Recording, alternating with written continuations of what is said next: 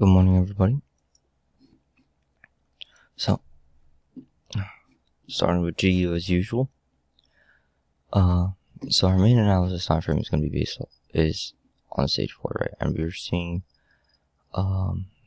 starting of some seller exhaustion, but we're also seeing the fact that that more sellers momentum is starting to come in, and we're also seeing this long wick at the top here as well.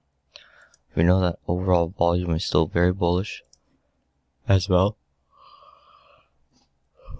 but definitely starting to see more of a slowdown, and we have our main support and our main resistance now.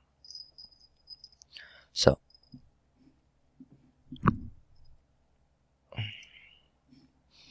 we really have not really broken anything at this time.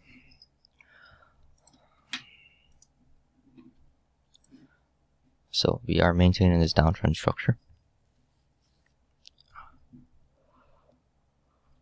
Yep,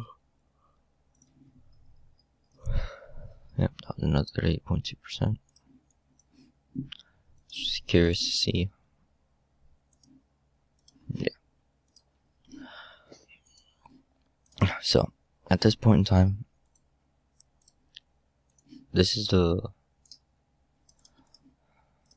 main resistance area now that it has to break for it to really transition back over to this uptrend. Alright, so let's see if it will respect it.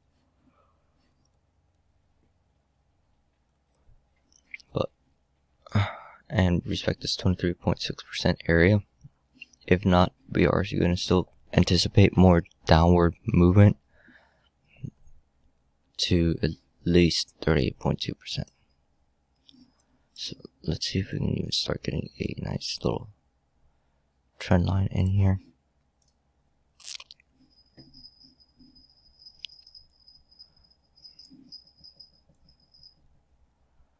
No, too steep. Yeah, that could work for right now. We still know what it really needs to break, realistically.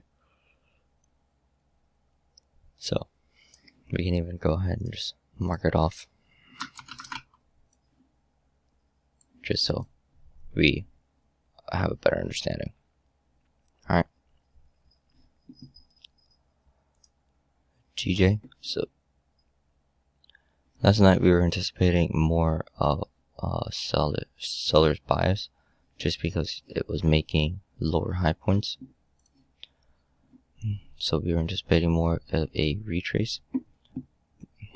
So this break right in here,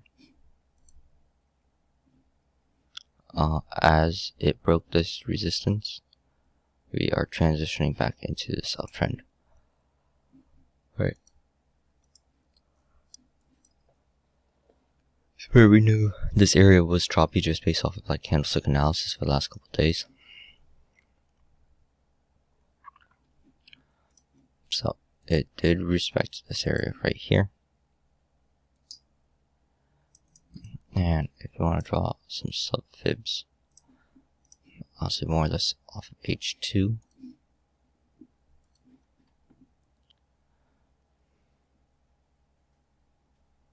So yeah, that negative 27% is our main projection, right? We do know the fact that this was the main area right here. We stated in it in last night's breakdown.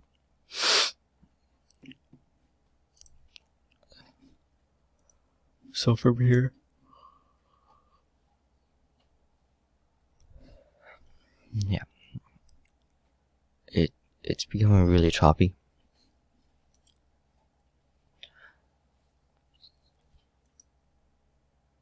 Yeah, like really choppy.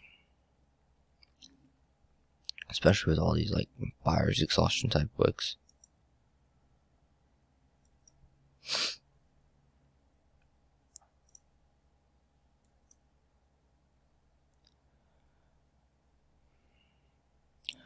Well, we know the fact that it is maintaining an uptrend, right? We have lower high point, some form of lower high point. So it looks like this area is a lower high point as well.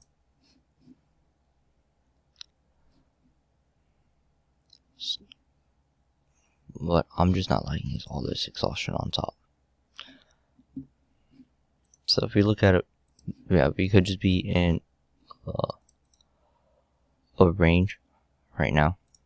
That's why it's kind of still looking very choppy while maintaining an uptrend structure.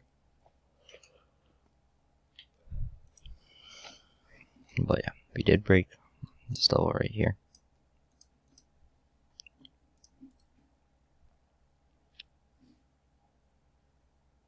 So yeah, let's just be cautious and wait a bit more volume. It's possibly coming. Alright. Because this isn't, yeah, now if it closes like with a nice thick candle, possibly something like how it's going to, then there's a bit more confidence that it will just continue to break this little area of resistance and then continue this uptrend. Right. I mean, yeah, we do have SMA and EMAs pointing up. Cross on each one. So, yeah, this could be that nice candle that we are looking for. Alright. On to AU. So we are on this uptrend still.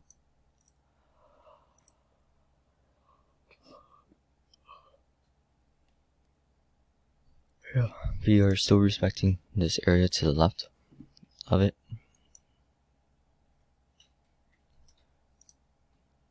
And making this resistance. So here's the thing, we are starting to break points of support, and on top of that we are making some lower high points as well.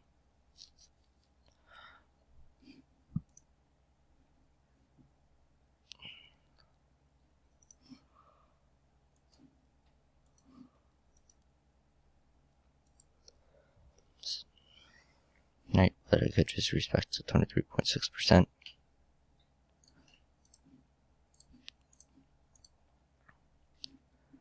And then continue upwards. But as of this time, yeah, it hasn't broken anything on this time frame.